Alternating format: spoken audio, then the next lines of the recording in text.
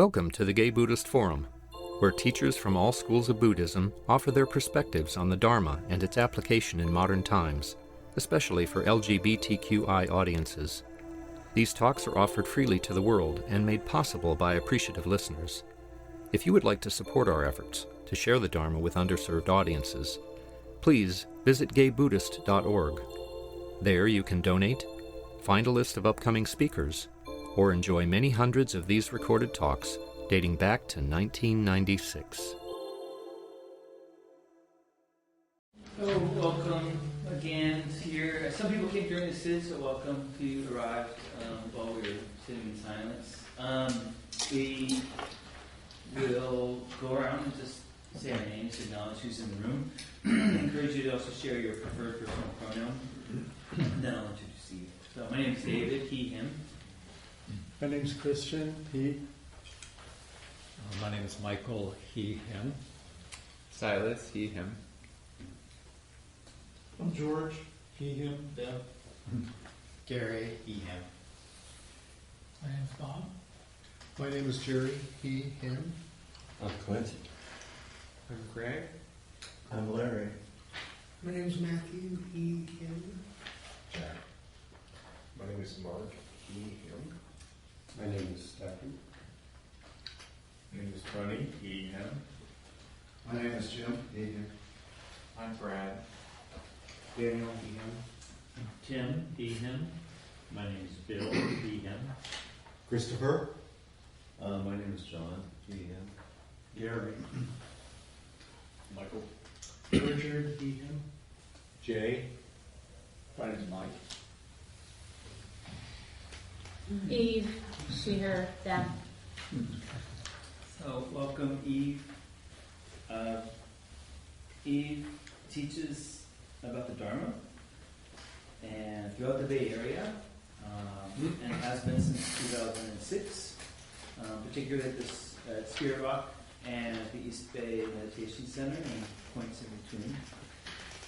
He also sings and writes songs that combine power of music with Dharma practice, and there's some CDs here I saw also. He's a graduate at UC Berkeley, and the Spirit Rocks both the Path of Engagement and Community Dharma Leader training programs. So welcome. Thank you. Coming back. Thank you. Well, it's wonderful to be here, an honor, and I really appreciate your inviting me. Over the years of coming here once or twice a year, thank you. Beginning to feel like a outpost of home for me, so I really appreciate it. Thank you.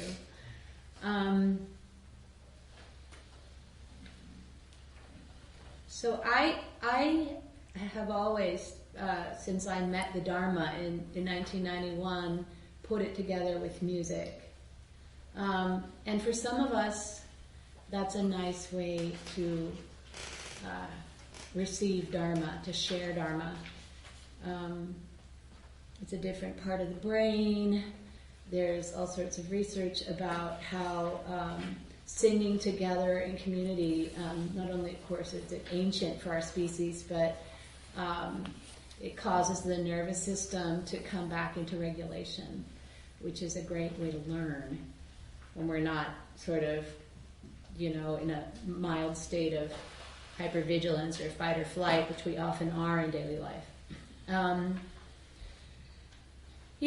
So I'm glad that the thing that I love to do has some value and has some value in this community. So that's what we're doing. We're going to sing some Dharma. And no pressure to sing. If you want to, at any point throughout the entire half hour together, or at any point, just sit back and receive the music, that's wonderful too. Also equally valuable. So this particular collection of chants that I brought today is loosely organized around mindfulness and the Brahma Viharas. The Brahma Viharas are considered the four skillful ways that we can live, express, and receive love. So the first is friendliness, the second is compassion, the third is appreciation, and the fourth is balance. And the teaching is that all four of these are forms of love that we can develop and use as tools to, and that there's always, in any moment that life gives us, there's always at least one Brahma-vihara that could be a useful response. But starting with mindfulness. So the first song, I Have Arrived, and this relates also to balance or equanimity. The teaching is that what's actually ever only happening is just this much. So right now it's this moment that we're sharing together. And the rest is simply thought, which is also happening in the here and now. And not always, but most of the time, just this much is manageable. And even more than manageable, just this much is available for inquiry and investigation and settling in. This is home. This is the moment where we can feel our bodies connecting to earth and feel the solidity of the moment. And this is the moment of freedom. This is the moment where we actually have any choice. The rest is just thought. The ultimate changing present moment.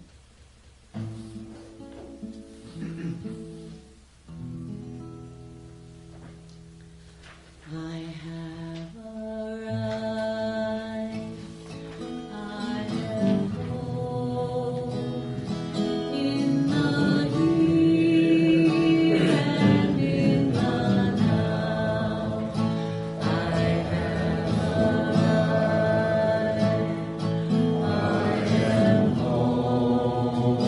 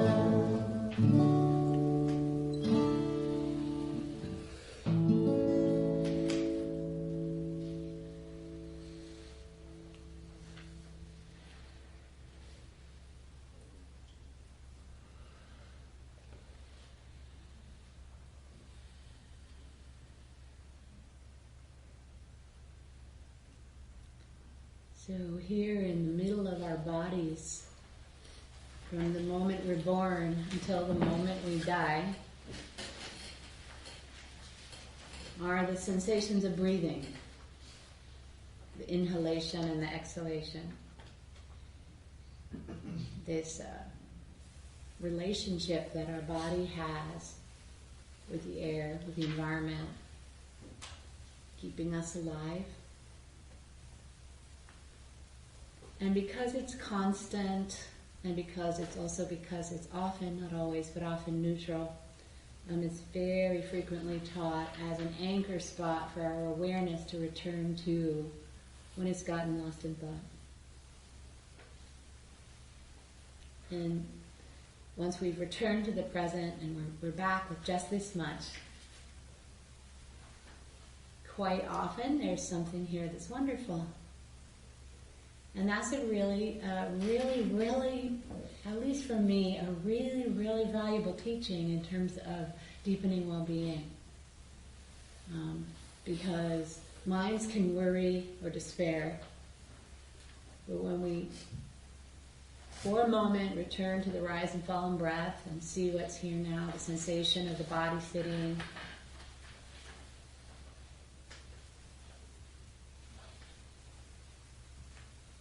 the colors, the sounds, just what's here in this moment that we're given. Often there's something wonderful here. Present moment, wonderful moment.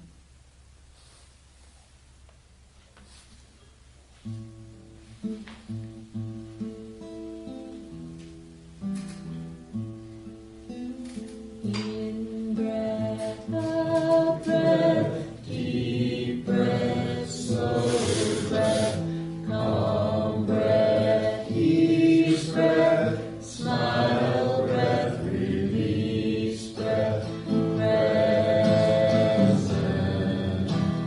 moment, wonderful moment.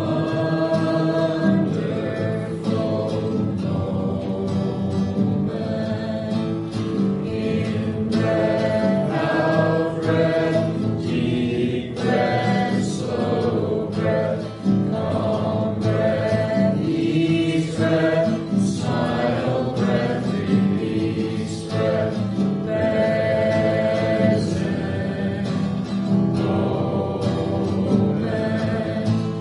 wonderful moment. In breath, out breath, deep breath, slow breath, calm breath, ease breath, smile breath, release breath, present moment, wonderful moment. In breath, out breath, deep breath, slow breath, calm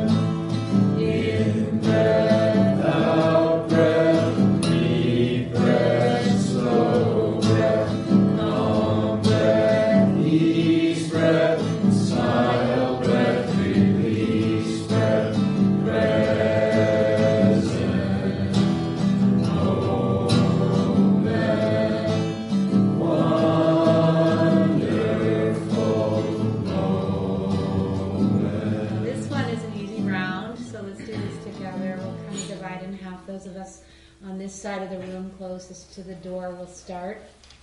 And then those of us closer to the windows, we come in second. So we come in when this group heads off to present, we start with in breath, out breath. Okay? So we start. In breath, out breath, deep breath, slow breath, calm breath, ease breath, smile breath, release breath, breath, out breath, deep breath, slow breath, calm breath, ease breath, smile breath,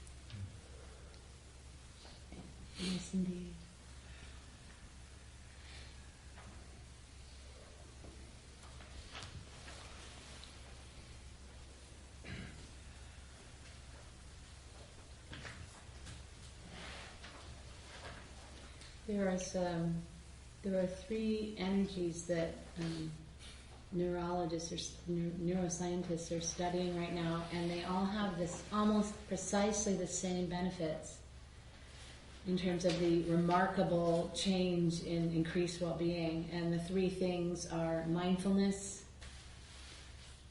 compassion, and gratitude. When we intentionally practice awareness of the present moment,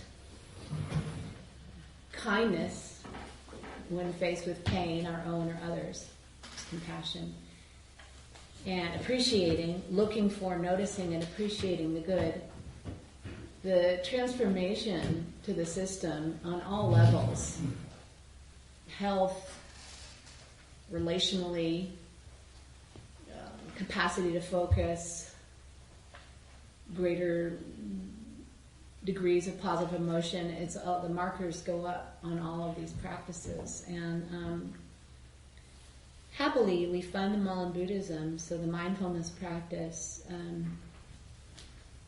just feeling our bodies here in the present moment, it's really all it is, just coming back over and over to pay attention. The old ancient Sri Lankan teachers called mindfulness non-neglect, meaning non-neglect of the lived moment. And non-neglect, another way to say that is love, kind attention. That's what mindfulness really is. And then, but we can really, sustaining our mindfulness, we can really hone in on this energy of love and use it in response to what the moment presents. So when the moment is presenting something where we're safe, like right now, in this moment, all of us are physically safe. We're safe and our needs are basically met. Then it can be appropriate to bring this inquiry, this friendliness, this loving kindness. The word metta comes from the root word for friend. To ourselves, to each other, to the whole lived moment, to everything. So this chant that's next, number 3, is in Pali, ancient language from North India, and it's pronounced Sabe Sata Sukhi Hontu.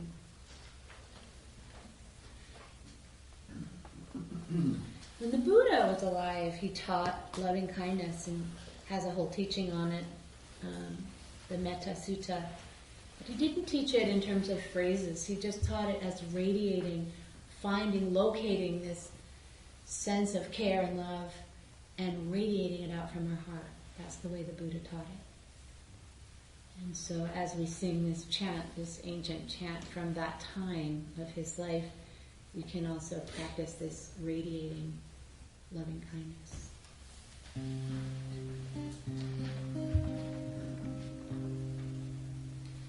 Sabe Sata Sukhi Hontu.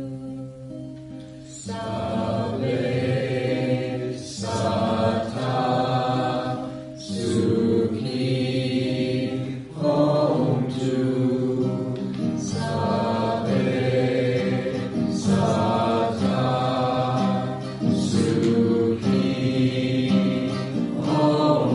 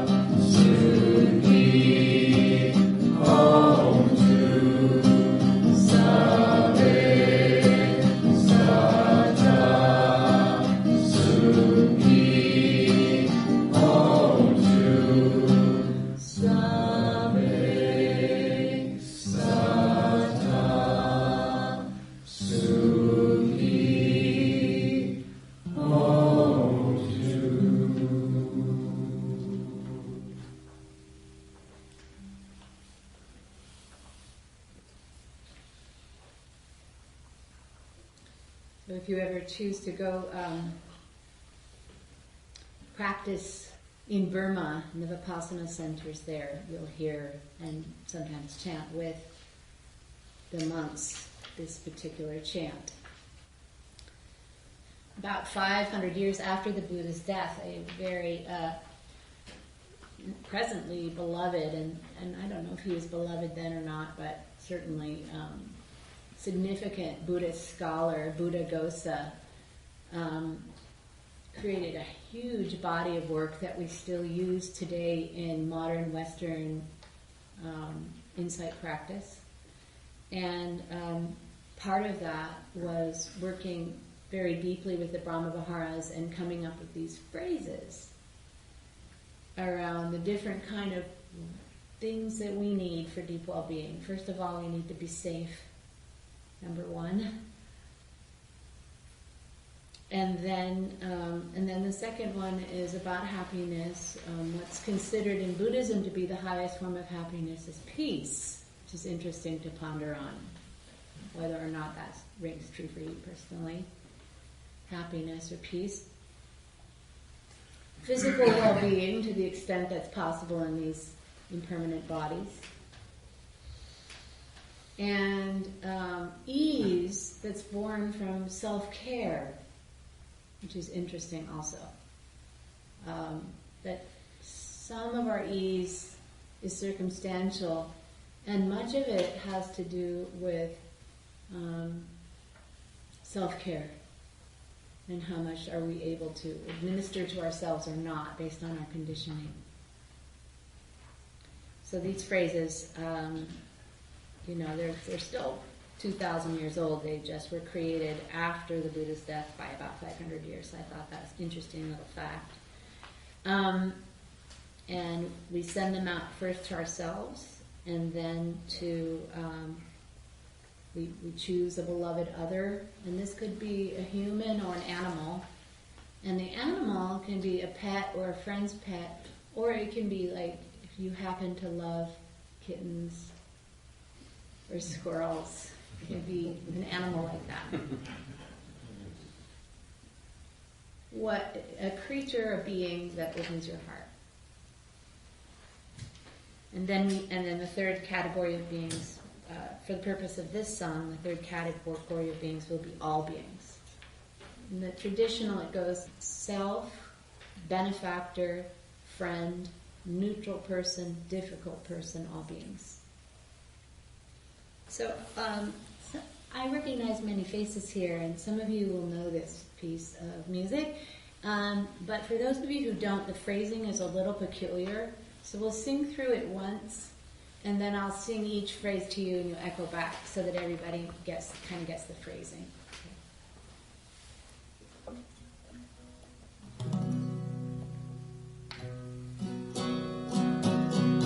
May I be safe and protected from inner and outer harm. May I be truly happy and deeply peaceful. May I be healthy and strong and safely at ease. May I take care of myself and live well-being. Yeah. And so I'll just sing one phrase and have you all echo back. May I be safe and protected from inner and outer harm. Again. May I be safe and protected from inner and outer harm. May I be truly happy and deeply peaceful. May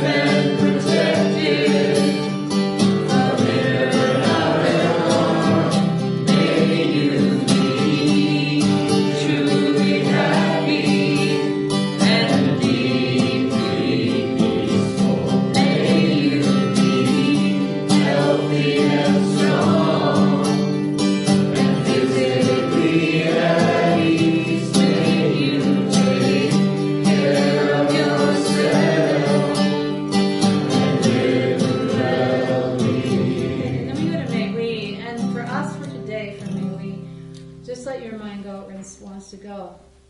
So it could be for your loved ones or beings that you want to send this energy to. Or it can be out farther.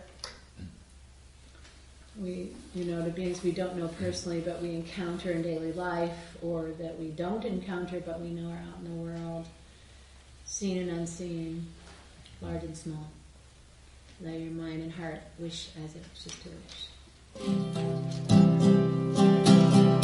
May we be safe and protected from inner and outer harm. May we be truly happy and deeply blissful. May we be healthy and strong and physically at ease. May we take care of ourselves and live our time. May we be safe and protected from inner and outer harm. May we be truly happy and deeply peaceful. May we be healthy and strong and physically at ease. May we take care of ourselves and live well-being.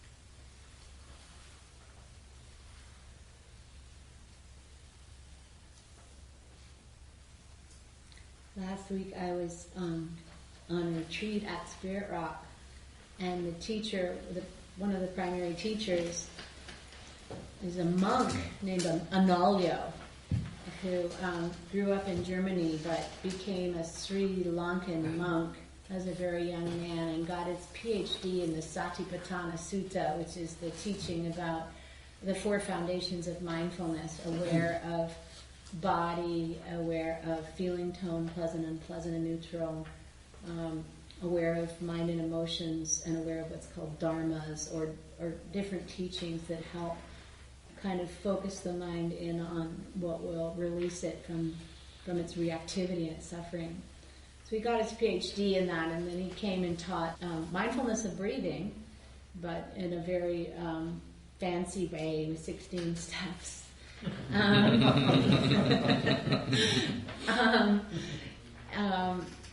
Okay, so why am I telling you about Analyo right now? Retreat. Spirit Rock. Spirit Rock. Buddhism. You guys are so nice. You give me a lot of space. This is personal experience. Yeah. If you make it up, we won't know the difference. Yeah.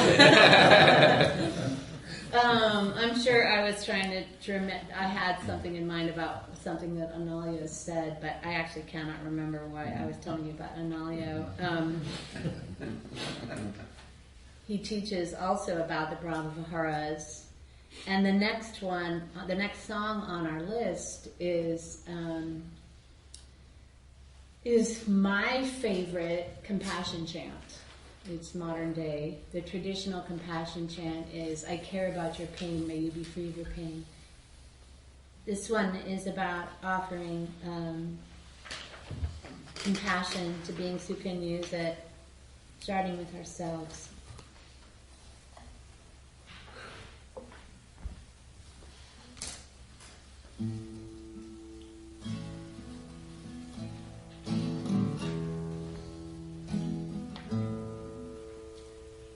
I am sending you light to heal you, to hold you.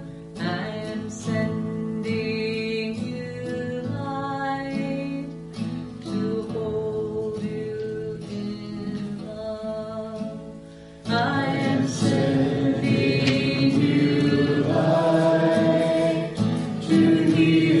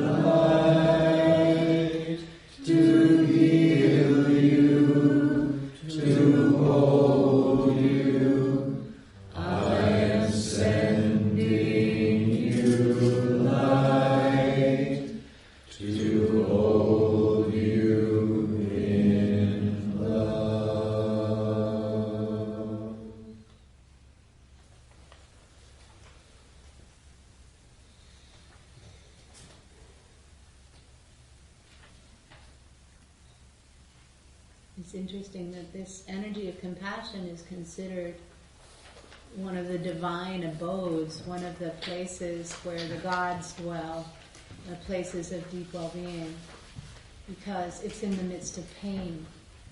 And our sort of animal instinct when we face pain is to retreat from it. But the compassion teaching is to stay present with it with love. And that is the response that not only brings ease to the pain itself, whether it dwells within us or outside of us, but also brings a general sense of well-being and peace to our systems.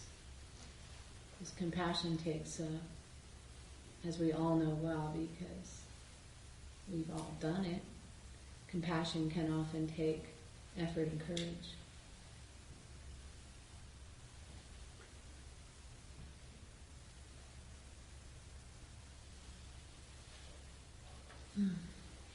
So the divine abodes, loving kindness, compassion, and then the third one is appreciation.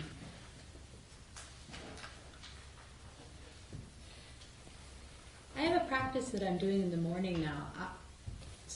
I've had a journey. I started Dharma practice in 1991, and I've done all kinds of things to support my well-being over the years, and then share what I learned with other people. And just recently I've started a morning journal practice, which is just a one page, and I call it positive page. Because in any given moment there's a whole selection of things that the mind can focus on. And I found that in the morning, if I wake up and my serotonin is low and I've got some free-floating anxiety and lots of things to worry about, if I invite my mind to focus on what's good in my life, not in order to deny the challenge, but simply to focus for a few minutes on the good, that it inclines the mind towards a frame where it sees what's good in the moment. So I don't think this would be a skillful practice for somebody who habitually denies challenge. But if the mind, like my mind, my mind can really see what's not working. And so for me, it's a skillful practice to frame what's good and incline my mind that way. And this song is a little bit about that.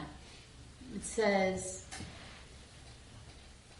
the last two lines, my grateful heart brings peace that lasts forever, illuminates the dream. So we have this mixed bag content of life. And with appreciation, we can see and sink into what's good. And it over time changes implicit memory so that we have more of a sense of the blessing.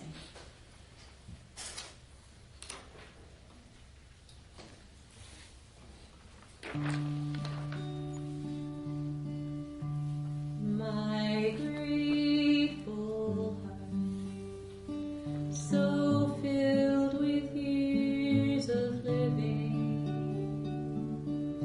memories flow by me like pebbles on a stream. My grateful heart forgives so many sorrows, brings peace that lasts forever, illuminates the dream. My grateful heart, so filled with years of living, memories flow by me like pebbles on a stream. My grateful heart forgives so many sorrows, brings peace that lasts forever, illuminates the dream. My grateful heart, so filled with years of living, memories flow by me like petals on a stream. My grateful heart forgives so many sorrows, brings peace that lasts forever, illuminates the dream. One more time. My grateful heart, so filled with years of living, memories flow by me like pebbles on a stream. My grateful heart forgives so many sorrows, brings peace that lasts forever, illuminates the dream.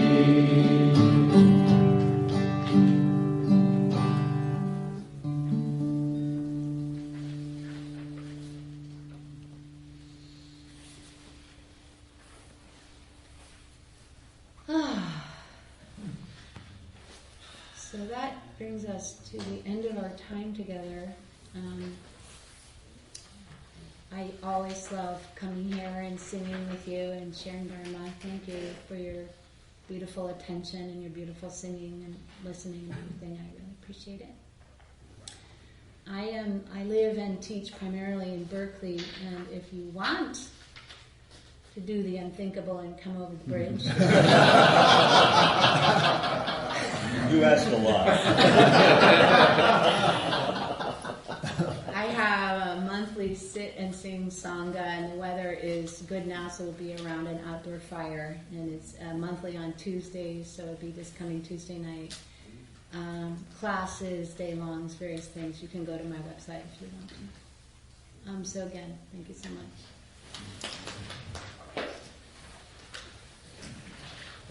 Thank you. Pleasure. Does anybody have any announcements?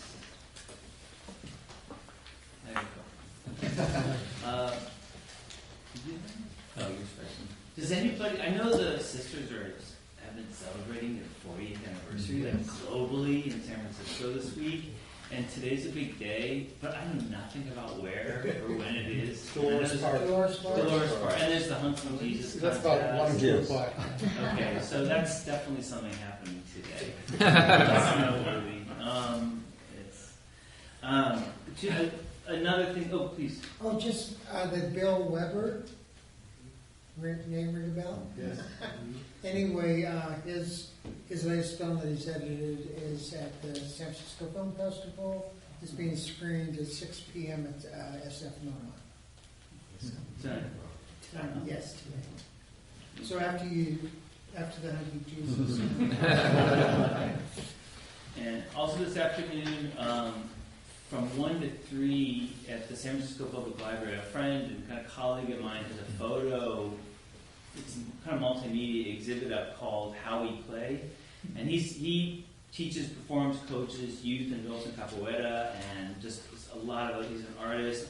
And for years he's been documenting different ways in which humans play and celebrate joy. And it's actually some of my students from Oakland are part of the exhibit, and so that's happening. But it'll be there. I just want to get a little plug for his work.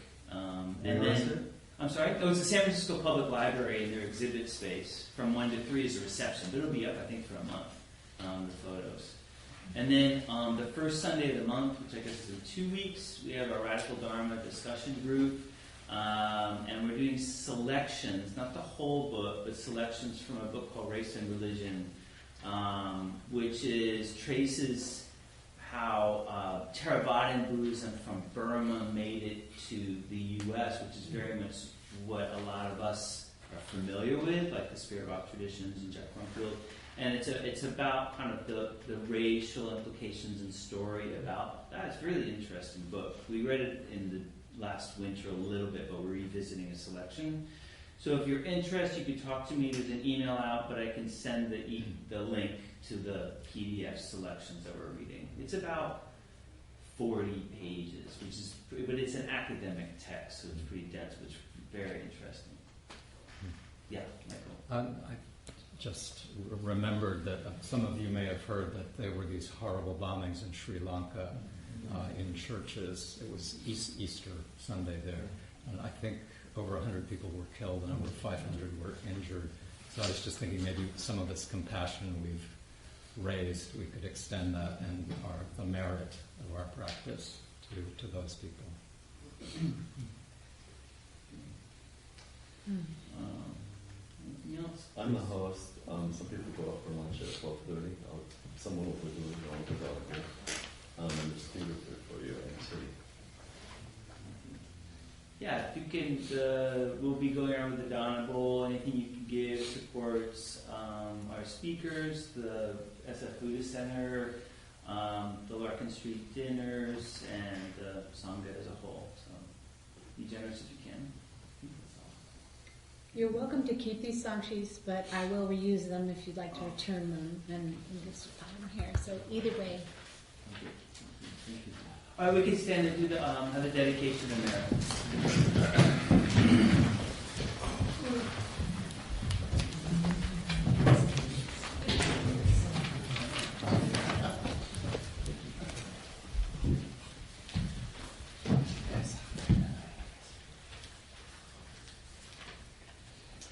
Would you like to do it? I'm wondering how we go. Or we have something but if do what you do. I'd like to hear it. Okay. All right. By the power and truth of this practice, may all beings have happiness and the causes of happiness. May all beings be free from sorrow and the causes of sorrow.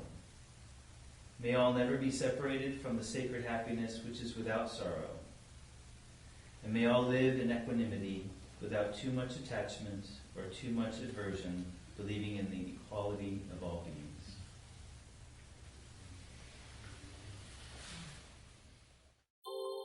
Thank you for listening to the Gay Buddhist Forum. If you would like to hear several new talks per month and be notified of upcoming speakers so you can participate live, please subscribe to this podcast, like us on Facebook, and join our mailing list by visiting gaybuddhist.org.